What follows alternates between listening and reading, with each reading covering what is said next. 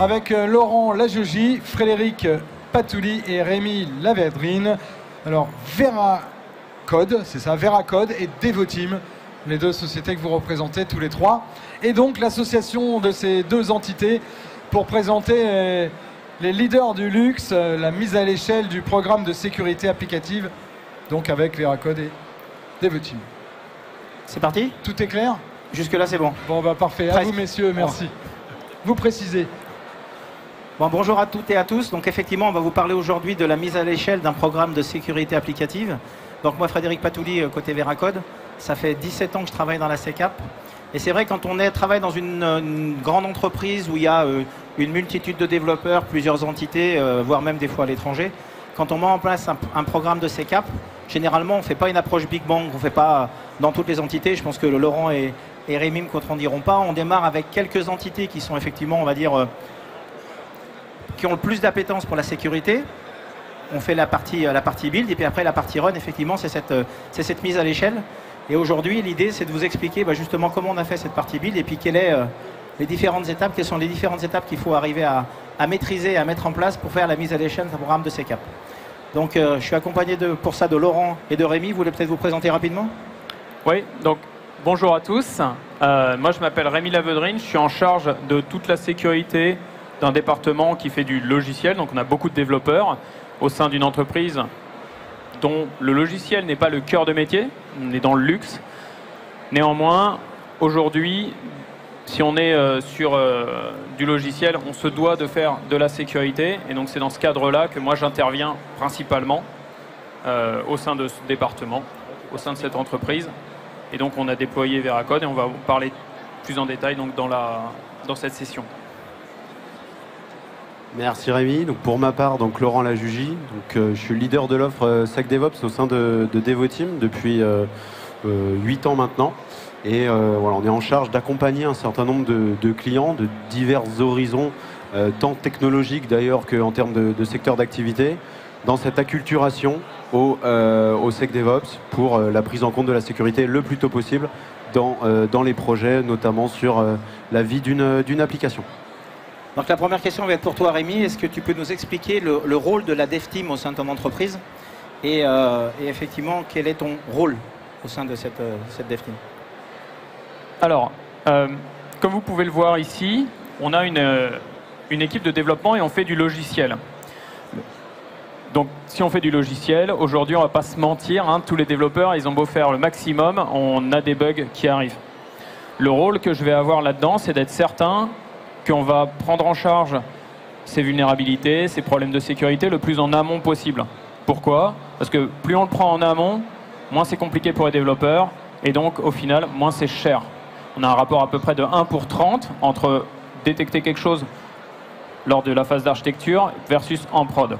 Donc mon rôle, il est là. Il est vraiment de détecter les vulnérabilités le plus en amont possible. Et ça passe par plusieurs choses, des outils, des process et des gens. Donc mon rôle, c'est d'organiser toute cette stratégie de sécurité et ce programme AppSec pour le département.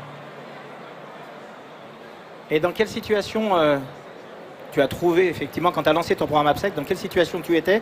Et surtout, c'est quoi les objectifs que tu t'es fixés? Alors à court terme, à moyen terme et puis surtout à long terme. Alors, vaste question. Moi, je suis arrivé il y a plus de 4 ans au sein de cette entreprise. Quand je suis arrivé, c'était à l'initiative du management qui s'est dit on fait du logiciel, mais j'ai besoin de quelqu'un pour gérer la sécurité. C'est-à-dire que quand je suis arrivé, j'étais tout seul et il y avait peu, voire pas de sécurité. Ça dépendait souvent du bon vouloir d'un ou deux développeurs qui, lui, étaient plus engagés là-dedans. Mais on n'avait rien. On n'avait pas d'outils, les gens étaient peu ou pas formés, et on n'avait même pas notre tête, notre risque. On ne savait pas. Je vais prendre un exemple très simple que vous avez tous vécu, c'était la pandémie de Covid. Les États-Unis disaient on n'a pas de problème, on n'a pas de gens qui sont infectés chez nous, jusqu'au moment où ils commencent à faire des tests pour savoir si les gens ont le Covid. Et là, ils se rendent compte qu'en fait, c'est massif chez eux. Et donc, il faut vacciner. C'est la même chose en fait qu'on avait. On ne scannait pas, on se disait que tout allait bien parce que so far, so good. Et à partir du moment où tu dis, OK, je vais commencer à voir quel est mon niveau de risque, donc je vais commencer à regarder mon code, à regarder mes apps, à scanner avec Veracode ou avec autre chose, là, je vais pouvoir vraiment traiter ça de façon rationnel, pragmatique, en fonction du risque. Et moi, j'étais dans cette phase-là, c'est-à-dire que je me suis dit, OK, on va faire en place de mettre un programme d'AppSec, on va commencer petit, sur les applications les plus critiques, et puis on va passer à l'échelle après. On va se prendre tous les murs pour que toutes les autres entités de l'entreprise se les prennent pas. Parce qu'au-delà de ça, il faut comprendre que dans une entreprise de luxe, le fonds de commerce, c'est pas le développement. Et donc, comme nous, on était le plus gros département de développement, c'est là qu'on pouvait aussi apporter quelque chose pour le reste de l'entreprise. Alors, je vais me tourner vers toi, Laurent. C'est quoi, est-ce que tu peux nous expliquer les missions au sein de Devoteam de l'entité SecDevOps et plus particulièrement, effectivement, ce que vous avez commencé à mettre en place avec Rémi? Oui, alors tout à fait. Donc le but, comme l'a dit, un peu pour rebondir sur ce qu'a dit Rémi, ça va être de l'accompagner dans cette transformation au changement, parce que c'était quand même un changement qu'ils ont mis en place. Avant toute chose, avant encore une fois de déployer tout ça, le but c'est bien de comprendre le contexte. Et ça c'est extrêmement important. On a souvent tendance à dire que chaque client est différent, chaque développeur développe à sa façon, chaque développeur utilise ses technologies, ses façons de développer, etc., etc. Donc pour nous, avant d'accompagner un client, avant de justement promouvoir les grands principes du SecDevOps, c'est important de comprendre déjà comment les équipes de développement, elles fonctionnent, et aussi, bien évidemment, quels sont les objectifs de l'entreprise. D'accord ? L'entreprise que représente aujourd'hui Rémi, elle a des objectifs qui ne sont peut-être pas les mêmes que certains de ses concurrents, ou qui ne sont peut-être pas les mêmes que les autres sur le marché. Donc ça, pour nous, c'est super important de nous imprégner des objectifs, des attentes, et aussi du moyen de fonctionner actuellement dans les entreprises. Ok ? Quand on va voir un développeur et qu'on lui dit que ce serait bien de faire de la sécurité, tout le monde va dire bah oui, on sait bien que c'est important de faire de la sécurité, mais il faudrait surtout pas que ça surcharge mon travail. De toute façon, je suis déjà à 110% de ma charge possible. D'accord ? Donc nous, on va être là pour les prendre par la main, on va être là pour les accompagner, on va être là pour faire en sorte que ce soit le plus efficace, le plus fluide possible par rapport à leur façon de fonctionner. Et pour ça, bah, tout simplement, on commence par un audit de maturité. On va interviewer les personnes, on va interviewer justement les différentes équipes, on va voir ce qui est homogène, ce qui est en commun. On va voir aussi les pratiques qui sont différentes. Pourquoi est-ce que ça marche? Pourquoi ça marche pas? Est-ce qu'il y a eu des initiatives? Qu'est-ce qu'elles ont donné? Okay. Et on va aussi regarder toute la partie documentaire. Qu'est-ce qui est tracé? Si demain je rejoins l'entreprise, quel document je vais avoir? Sur quoi on va me former? Sur quoi je vais être onboardé? Etc. etc. Okay. Et toute cette phase justement d'analyse nous a permis, avec Rémi et ses équipes, de définir une roadmap sur la partie court, moyen et long terme, sur qu'est-ce qui était vraiment important pour eux, pour faire en sorte que cette transition vers cette sécurité applicative, cette security by design, soit le plus fluide possible. D'accord ? C'est super important justement de détecter les vulnérabilités, c'est super important de voir où est-ce qu'on en est, mais l'objectif, à la fin, quand même, pour l'entreprise, c'est de réduire les risques, c'est de réduire la quantité de vulnérabilité, c'est d'améliorer son niveau de sécurité, c'est d'améliorer son niveau de maturité. D'accord ? Donc ça, c'était vraiment super important. Et justement, vous pouvez le voir à ce niveau-là. Donc Veracode, bien évidemment, avait déjà été acheté, et commençait à être déployé. Donc on a accentué le déploiement sur les applications les plus critiques. On a aussi forcément toute la partie people qui est encore une fois la plus importante dans cette transformation. Donc on forme les personnes, on accompagne les personnes, mais au-delà de la formation classique, surtout on se met à leur place, on se met à leur rôle. Au début, on va assumer ce rôle de sécurité à leur place, ce fameux rôle de sécurité de championne dont on entend tant parler. On va l'assumer à leur place pour leur montrer que c'est pas si compliqué que ça, pour leur montrer qu'on est là derrière eux pour les aider. Et petit à petit, du coup, forcément, ils vont devenir autonomes. Petit à petit, ils vont acquérir les réflexes. Et à ce moment-là, nous, on va commencer à se retirer et à pouvoir s'occuper d'autres équipes sur d'autres périmètres ou sur d'autres technologies. Enfin voilà, peu importe. Mais on va pouvoir focus ailleurs parce qu'eux vont être autonomes. Ça, c'est super important. Si vous devez vraiment retenir une seule chose, c'est que l'objectif, c'est vraiment que les équipes soient autonomes. Une fois qu'elles seront autonomes, elles pourront réduire les vulnérabilités dès qu'elles commenceront à exister dans leur chaîne de développement, dans le cycle de vie de l'application. Donc, il faut les former. Et pour qu'elles soient un maximum autonomes, bien évidemment, des processus qui se mettent en place. Okay, pour savoir qui fait quoi, à quel moment, des RACI. C'est tout bête dit comme ça, mais ça permet bien de clarifier les choses, encore une fois.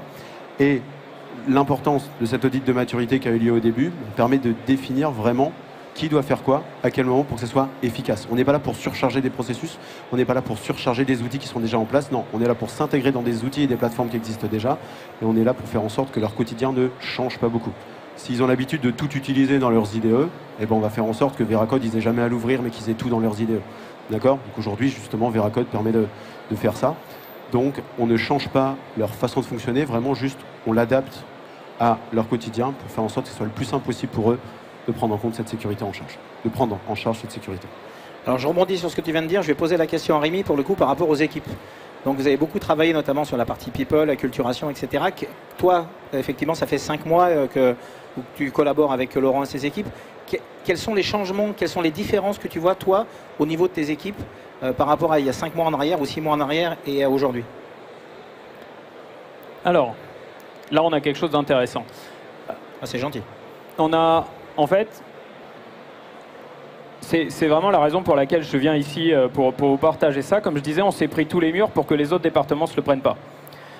Plusieurs fois, moi j'ai aussi participé à des conférences et j'ai pu profiter de l'avancée dans un process d'autres entreprises et je me suis accéléré. Donc ce que je vais dire là, je pense que c'est la chose la plus importante de toute cette présentation. C'est-à-dire que si vous êtes un décideur aujourd'hui, moi j'ai fait des erreurs. La première, c'est surtout au niveau des gens. Les gens, c'est clé, ce que vient de dire Laurent. J'avais pris des gens dédiés à la sécurité dans mes équipes et ils étaient chargés d'aider les équipes de développement. Ça, dans les faits, on peut faire tout ce qu'on veut, ça ne marche pas.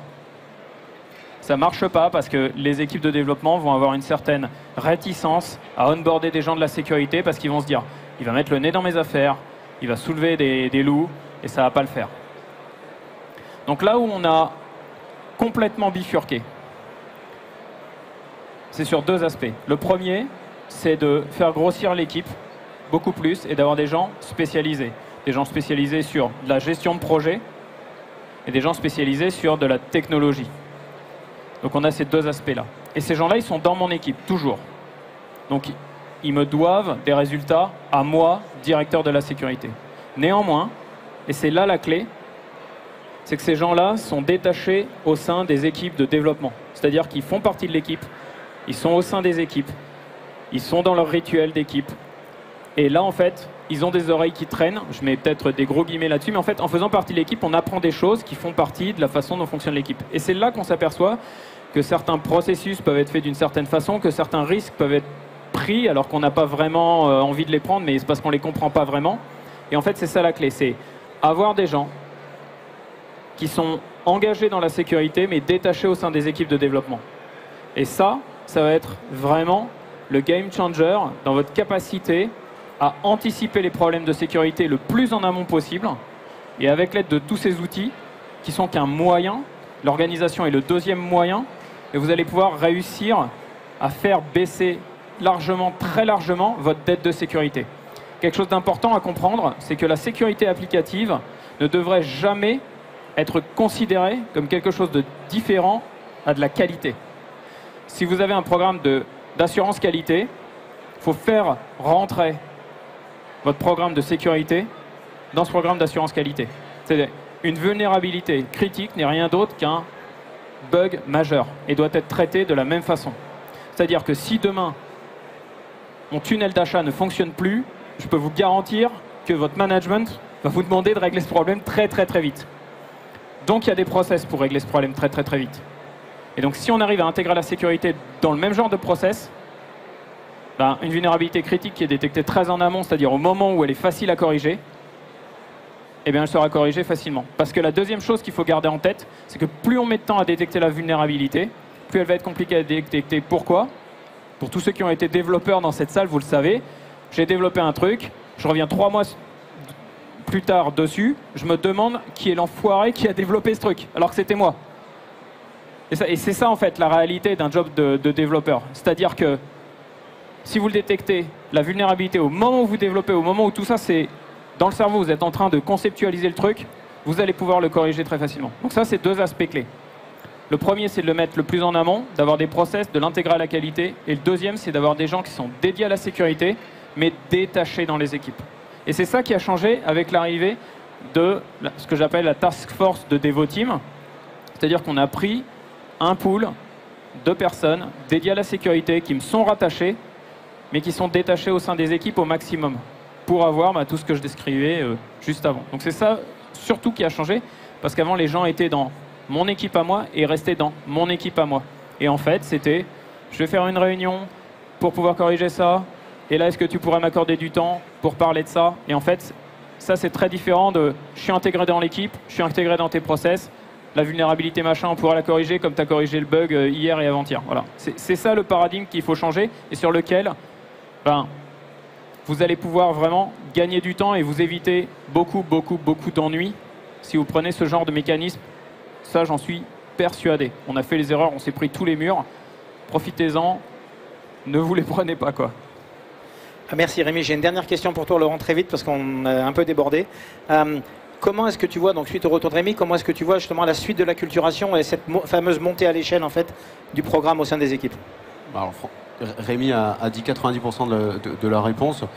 Une fois que ces équipes, justement, qu'on est en train d'onboarder au quotidien, qu'on est en train de rendre autonomes, vont être assez autonomes pour qu'on soit là que pour gérer 10% des problèmes, justement des bugs, des vulnérabilités, on va pouvoir s'appuyer sur eux pour que eux répandent justement cette bonne parole et cette acculturation directement dans les autres équipes, voire même justement dans d'autres entités de l'entreprise de Rémi à ce niveau-là. Donc ça, c'est super important.